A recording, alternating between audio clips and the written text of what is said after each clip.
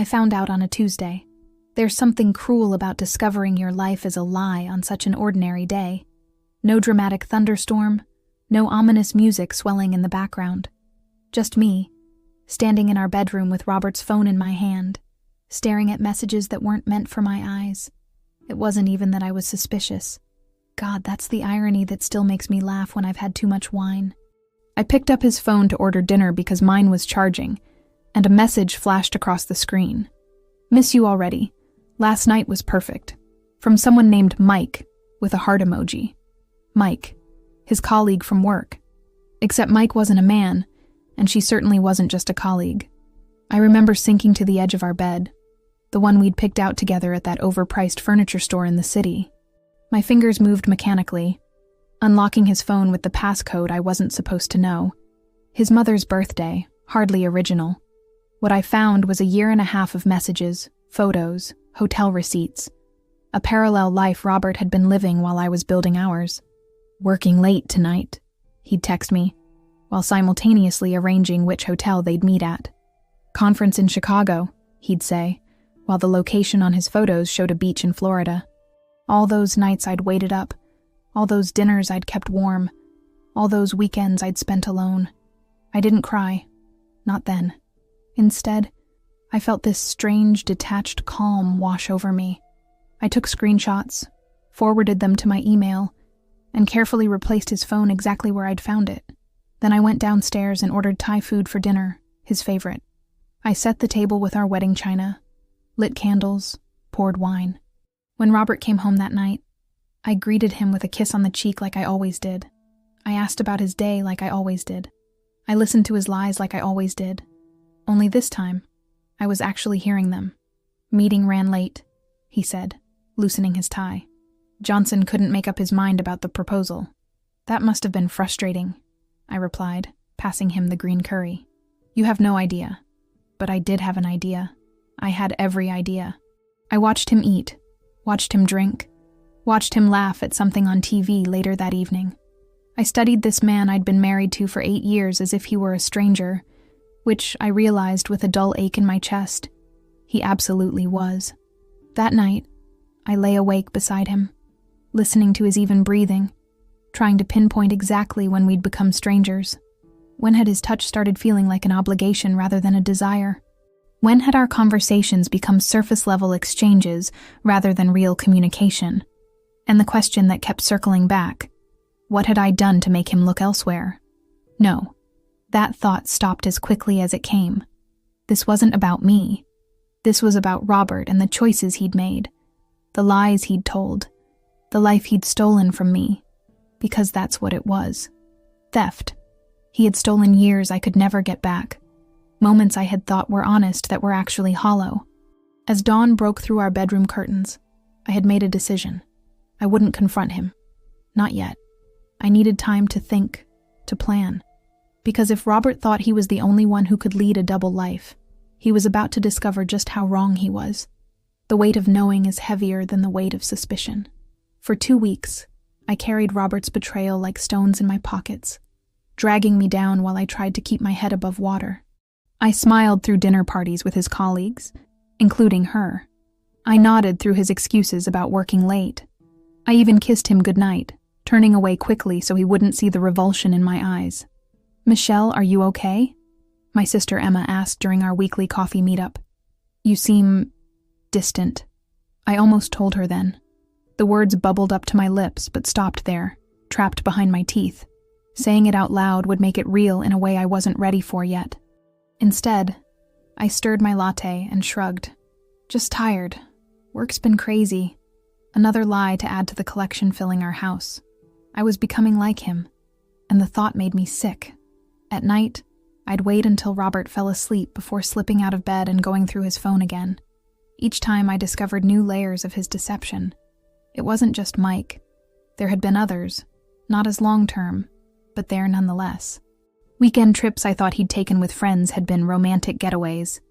Late nights at the office had been spent in hotel rooms. Our anniversary dinner he'd missed last year because of food poisoning.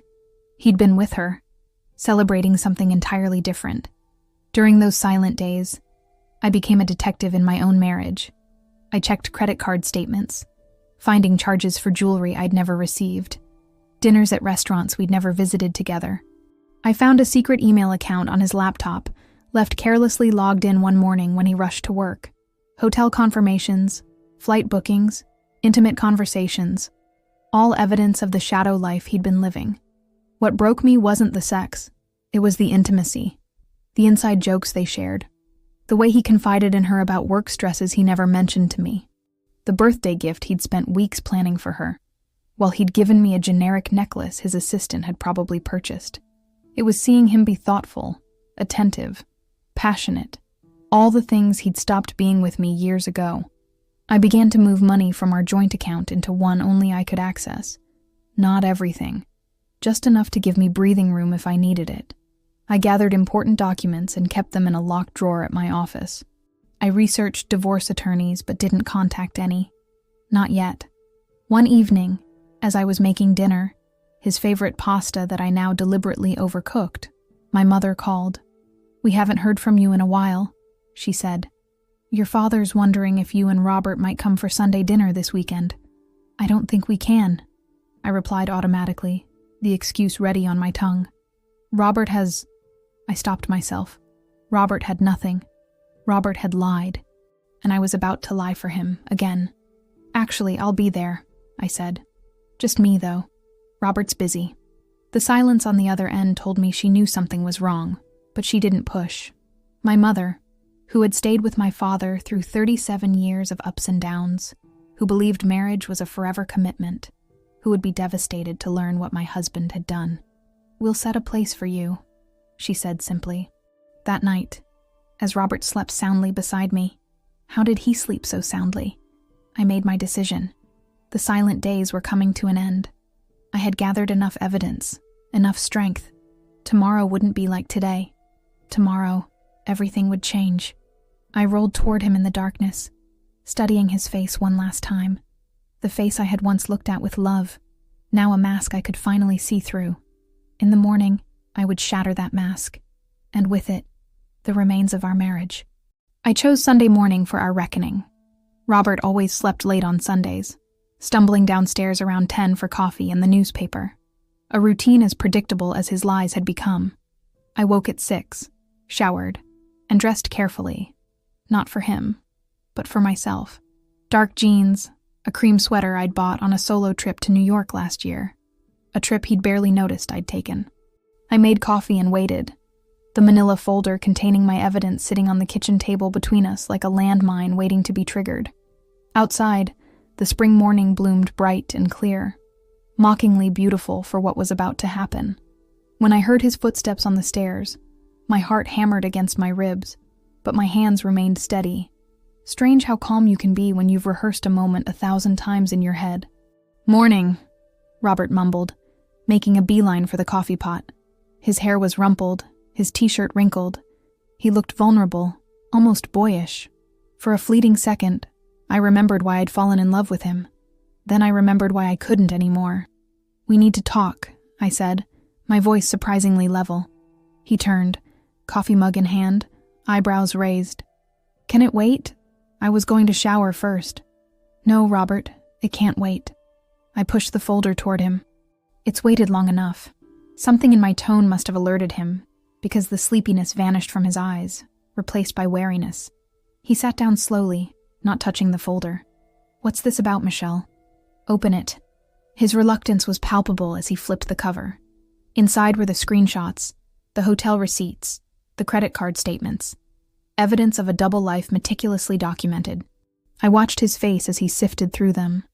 The initial confusion, the dawning realization, the flash of anger quickly replaced by calculated composure. "This isn't what it looks like," he started, the lie ready on his lips even in the face of irrefutable proof. "Don't." My voice cut through his words like a blade. "Don't insult me more than you already have." He closed the folder, pushed it away as if distance from the evidence could somehow erase the truth it contained. "I can explain." "Explain what, exactly? Which part? The affair with your colleague that's been going on for over a year? The weekend trips? The lies about working late? Or maybe the others before her?" My voice remained calm, though inside I was screaming. Please, Robert. I'm genuinely curious which part you think you can explain away. He ran his hands through his hair, a gesture I once found endearing. Now it just seemed calculated, another performance in a long-running show. Things haven't been good between us for a while, he said finally, shifting blame with the expertise of a man who'd never truly accepted responsibility for anything. I laughed, a hollow sound that surprised even me. And whose fault is that? Did you ever once suggest counseling? Did you ever once say you were unhappy? Or was it easier to just start sleeping with someone else? You were always so busy with work, always so.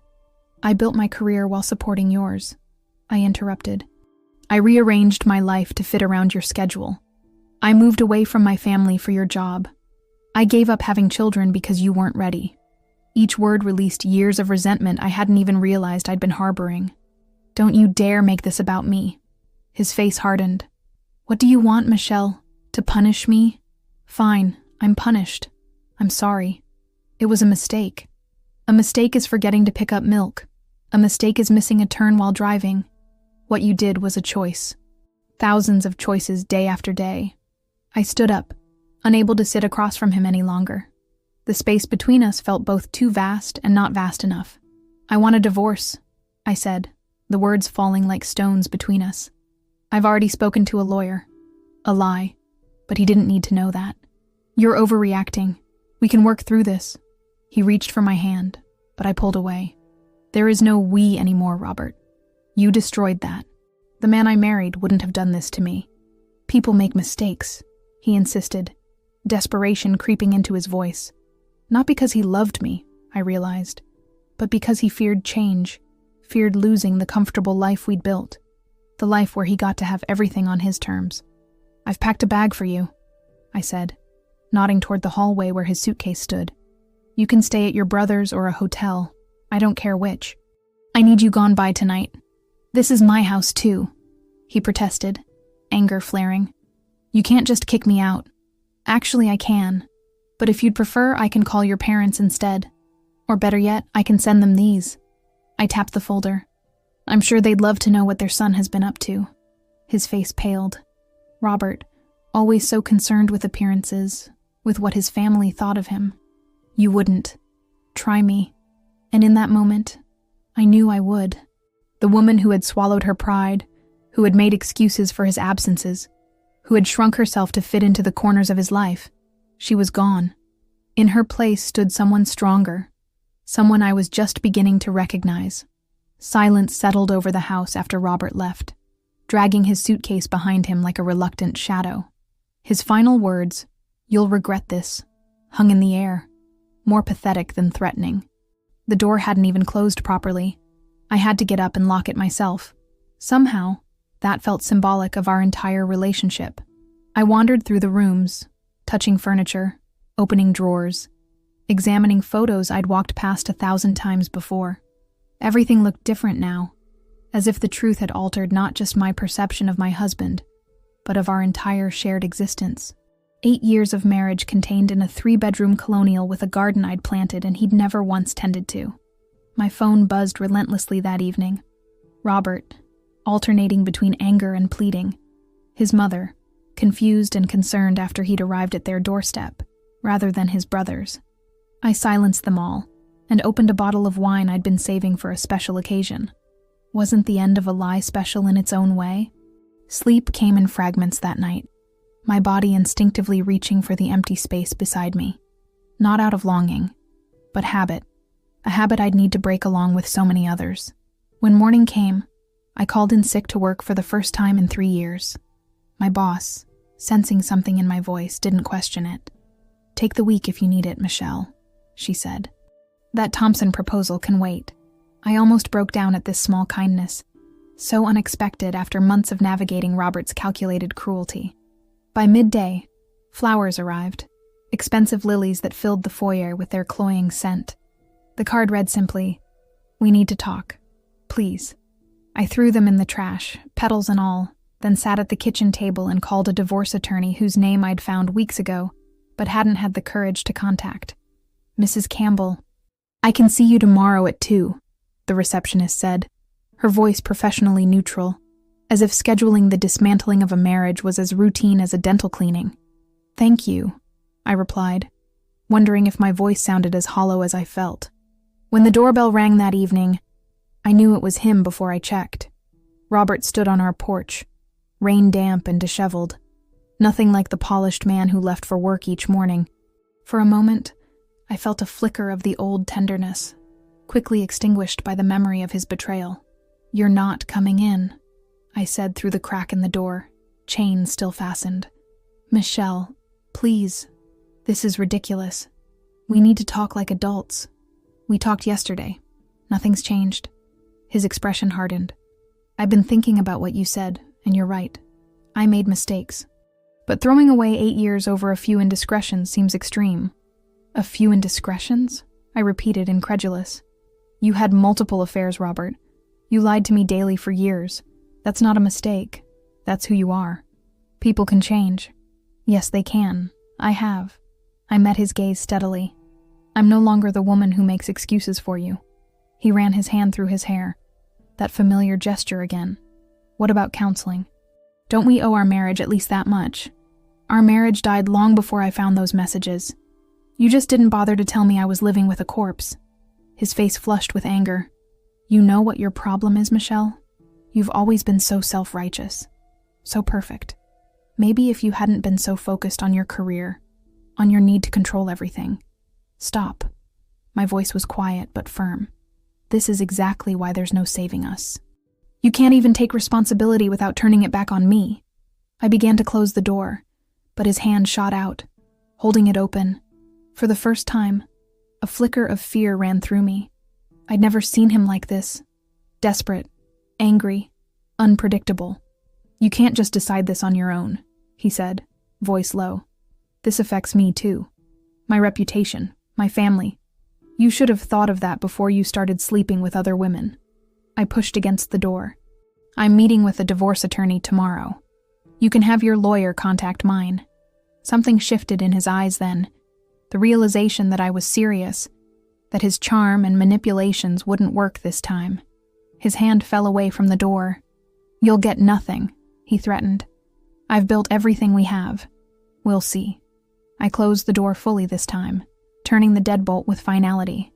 Through the peephole, I watched him stand there for several minutes, shoulders slumped, before finally turning to leave. Not back to his parents, I noticed, but in the direction of the city, probably to her. The thought didn't hurt as much as I expected. I leaned against the door, heart pounding, but resolve strengthening. Tomorrow would bring lawyers and paperwork, division of assets and dissolution of vows.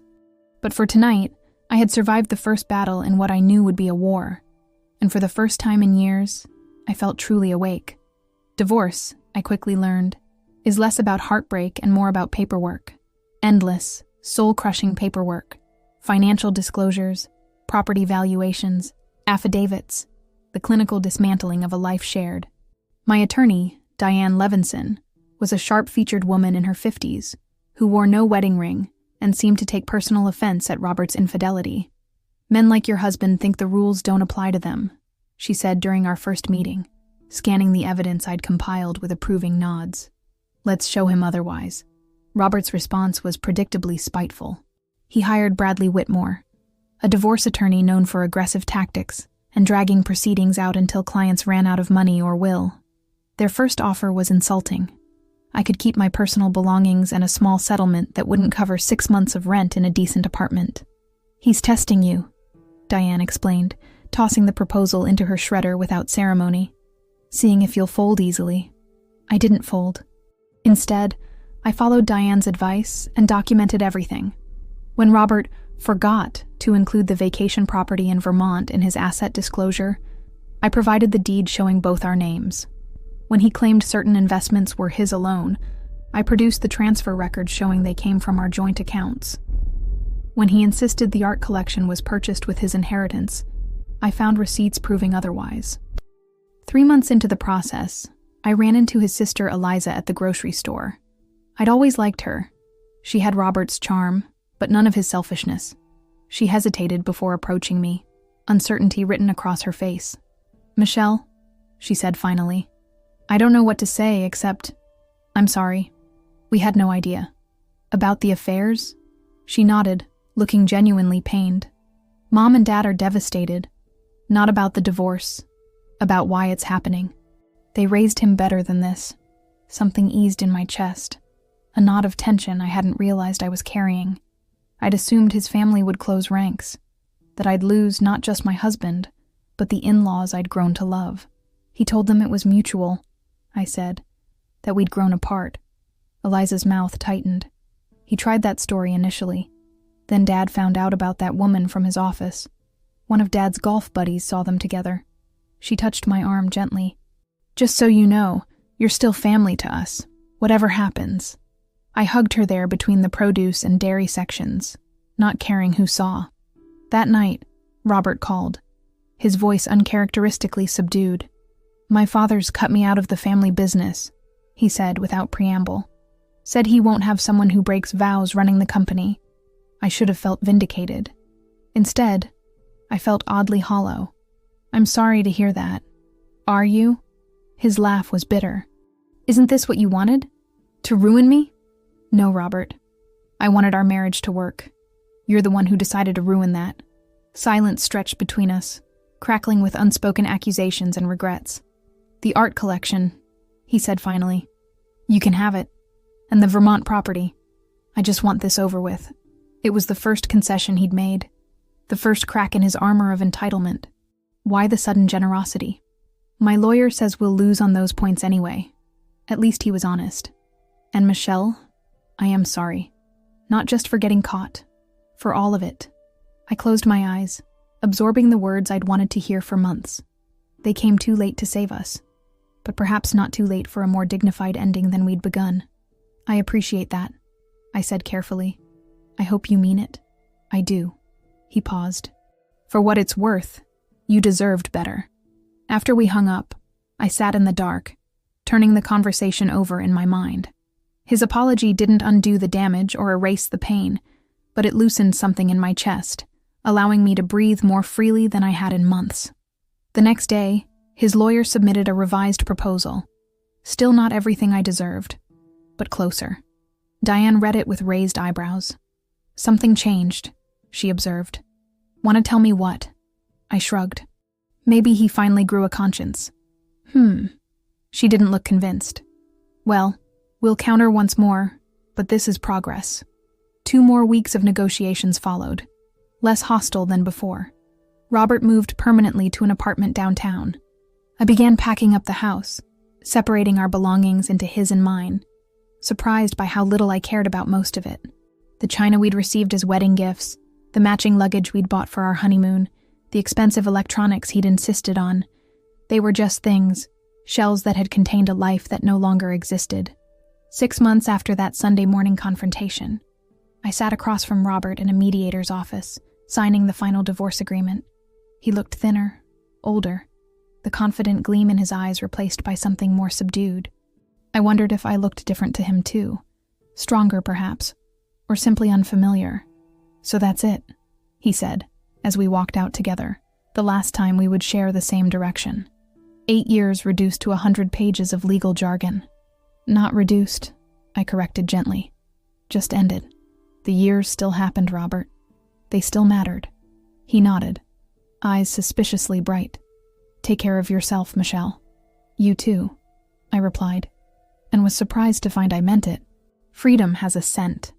I noticed it the morning after the divorce was finalized, a crispness in the air of my new apartment that had nothing to do with the changing seasons and everything to do with possibility. The place was half the size of our house, a sun-filled 1-bedroom on the east side of town, with large windows and creaky hardwood floors. I'd used part of the settlement to furnish it exactly as I wanted, without considering anyone else's preferences. Bright throw pillows, mismatched vintage furniture, walls painted colors Robert would have deemed impractical or too bold. My sister Emma helped me move in, bringing a potted fig tree as a housewarming gift. It symbolizes new beginnings, she explained, setting it near the sunniest window. And they're almost impossible to kill, which seems appropriate for you right now. Are you calling me unkillable? I laughed, the sound easier in my throat than it had been in months. I'm calling you resilient, she corrected, throwing an arm around my shoulders. And brave, and frankly, a bit intimidating since you handled Robert so masterfully. I leaned into her embrace, grateful for the family that had rallied around me without judgment or platitudes. My parents, who had never once said, "I told you so," despite their initial reservations about Robert. My brother Nate, who had helped me move my belongings out of the house, scowling protectively whenever Robert's name was mentioned. Emma, who had listened to me cry and rage and doubt myself, and who now stood in my new home, celebrating my fresh start. The first weeks of truly single life were a strange mix of exhilarating and terrifying. I'd been part of a we for so long that being just me felt like wearing clothes that didn't quite fit. I had to relearn basic rhythms: when to eat, how to sleep alone, what to do with quiet Sunday mornings that stretched endlessly before me. I started small, took a cooking class, joined a book club, reconnected with friends who had fallen by the wayside during my marriage, not because Robert had forbidden it, but because maintaining those connections had somehow slipped down my list of priorities as I'd worked to maintain the illusion of a perfect marriage. "We missed you," my college friend Tara said over coffee 3 months after the divorce. "The real you. You became so careful around him, like you were walking on eggshells." Had I? I considered it, remembering how I'd monitored my tone, my opinions, my needs, gradually making myself smaller to accommodate his expanding ego. I didn't realize I was doing it, I admitted. It happened so gradually. "That's usually how it works," she said, reaching across the table to squeeze my hand. "The good news is, the real Michelle is back, and she's badass." I wasn't sure about badass, but I was changing. I took a promotion at work that required more travel, something I'd avoided during my marriage to accommodate Robert's schedule. I signed up for a photography course, rediscovering a passion I'd abandoned years ago. I dated casually, learning that intimacy didn't have to be fraught with power dynamics and hidden agendas. Not that everything was easy. There were still nights I woke at 3 a.m., heart racing from dreams where I discovered new betrayals. Days when a song on the radio or the scent of a particular cologne would catapult me back into grief so fresh it took my breath away. Moments when I questioned every decision I'd ever made, wondering how I'd been so blind for so long. During one such moment, sitting on my fire escape with a glass of wine, watching the sunset paint the city gold, my phone buzzed with a text from an unknown number. "I drove by our old house today. New family moving in. Thought you should know. Hope you're well. R." I stared at the message, unsure how to feel. Our house, sold as part of the settlement, was no longer ours at all. New people would plant different flowers in my garden, paint over the walls we'd argued about, create memories untainted by our ending. There was something both sad and right about it. I didn't respond immediately. Instead, I took a photo of the sunset, the kind of moment I would have once kept to myself, because Robert found my interest in mundane beauty tiresome. I studied the image, the gradient of colors, the silhouette of buildings, the particular quality of light that would never exist exactly this way again. "Thanks for letting me know," I typed finally. "I'm doing well. I hope you are too." Then I put my phone away and turned my face toward the fading light.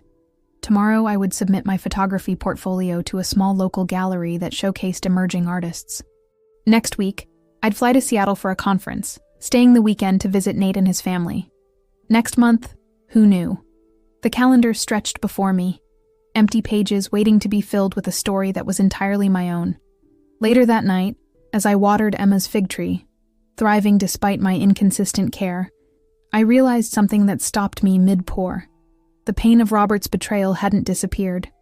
It had simply transformed, becoming less of an open wound and more of a healed scar, a permanent mark that had changed me, but no longer defined me. I touched the leaves of the plant, vibrant green and reaching toward the light. Resilient, Emma had called me. Perhaps she was right. Perhaps resilience wasn't about bouncing back to who you were before, but about growing into someone new, someone stronger and more authentic than you ever could have been without the breaking.